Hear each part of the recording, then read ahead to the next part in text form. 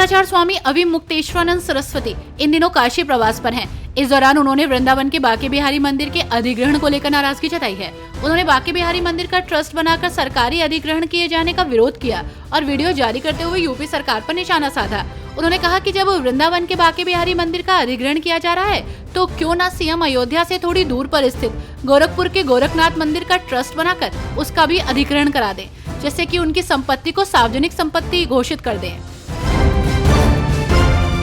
उत्तर प्रदेश स्थित मथुरा में बांके बिहारी मंदिर कॉरिडोर के मामले में सांसद और भारतीय जनता पार्टी की नेता हेमा मालिनी ने प्रतिक्रिया दी है।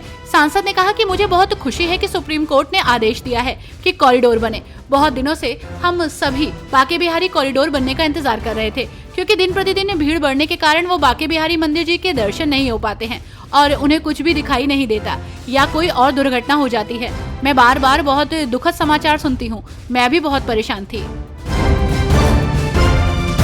उत्तर प्रदेश की राजनीति में नगीना सांसद चंद्रशेखर आजाद एक नए और प्रभावशाली दलित नेता के रूप में उभर रहे हैं। उनकी बढ़ती लोकप्रियता और रणनीतिक दृष्टिकोण ने न केवल बहुजन समाज पार्टी की प्रमुख मायावती की मुश्किलें बढ़ाई हैं, बल्कि समाजवादी पार्टी के अध्यक्ष अखिलेश यादव के लिए भी एक नई चुनौती पेश की है। चंद्रशेखर की हालिया अपील, जिसमें उन्होंने मुस्लिम समुदाय से एकजुट होने और बार बार ठगे जाने से बचने का आह्वान किया, ये संकेत देती है कि वो अब सपा के मजबूत मुस्लिम वोट बैंक पर नजर गड़ाए हुए हैं। शंकराचार्य स्वामी अविमुक्तेश्वरानंद सरस्वती ने गौ रक्षक दल का गठन किया है।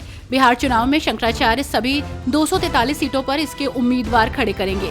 गौ रक्षा का संकल्प लेने वाला नेता ही उनका उम्मीदवार होगा। गौ रक्षा दल के उम्मीदवार की छवि साफ सुथरी होनी चाहिए और सनातन धर्म के प्रति उसकी आस्था होनी चाहिए। ज्योतिष मठ के शंकराचार्य स्वामी अविमुक्तेश्वरानंद ने काशी के विद्या मठ में मीडिया से हुई बातचीत में ये बयान दिया।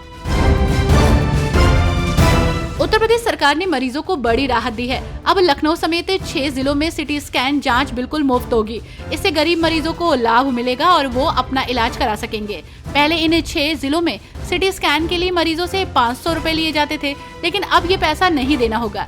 ये फैसला डिप्टी सीएम ब्रजेश पाठक के निर्देश पर लिया गया है। उन्होंने कहा कि जैसे बाकी जाँच मुफ्त होती है, अब सिटी स्कैन भी बिना किसी खर्च के किया जाएगा। बकरीद पर जानवरों की कुर्बानी को लेकर इन दिनों बहस छिड़ी है। बाबा बागेश्वर धाम ने भी कुर्बानी पर आपत्ति जताते हुए जीव हत्या को पूरी तरह प्रतिबंधित करने की बात कही थी। उनके इस बयान पर अलीगढ़ मुस्लिम यूनिवर्सिटी के असिस्टेंट प्रोफेसर रेहान अख्तर ने पलटवार किया है। उन्होंने बाबा बागेश्वर के बयान को खारिज करते हुए इसकी कड़े शब्दों में निंदा की और कहा कि अब क्या आपकी हर तरह की बात मानी जाएगी? आज कुर्बानी से मना कर रहे हैं, कल रोजा नमाज को लेकर कहेंगे। उत्तर प्रदेश में बकरा ईद पर पशु बलि को लेकर छिड़ी बहस के बीच अल्पसंख्यक आयोग के पूर्व सदस्य अफरोज खान ने मुख्यमंत्री योगी आदित्यनाथ को पत्र लिखा है, जिसमें 2 अहम मुद्दों को लेकर मांग की है। कुछ सुझाव भी दिए हैं। अफरोज ने बकरीद के मौके पर मस्जिदों और ईदगाहों के पास सुरक्षा और पानी की व्यवस्था करने की मांग की और नेपाल सीमा से सटे मदरसों को लेकर भी गरीब बच्चों की शिक्षा प्रभावित न हो, इसकी अपील की।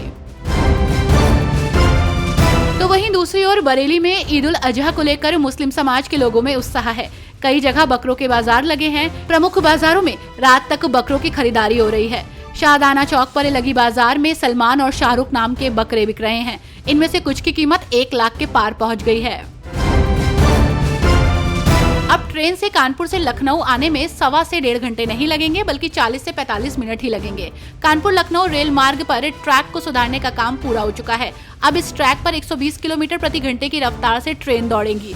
कार्य पूरा होने के बाद लखनऊ जंक्शन से स्वर्ण शताब्दी एक्सप्रेस, चित्रकूट एक्सप्रेस, IRCTC, तेजस एक्सप्रेस समेत अन्य सुपरफास्ट ट्रेनों की गति को बढ़ाकर परीक्षण किया जा चुका है। परिचालन बेहतर मिला है। उत्तर प्रदेश की राजधानी लखनऊ में बुधवार को यानी कि आज केंद्रीय वित्त आयोग की महत्वपूर्ण बैठक हो रही है।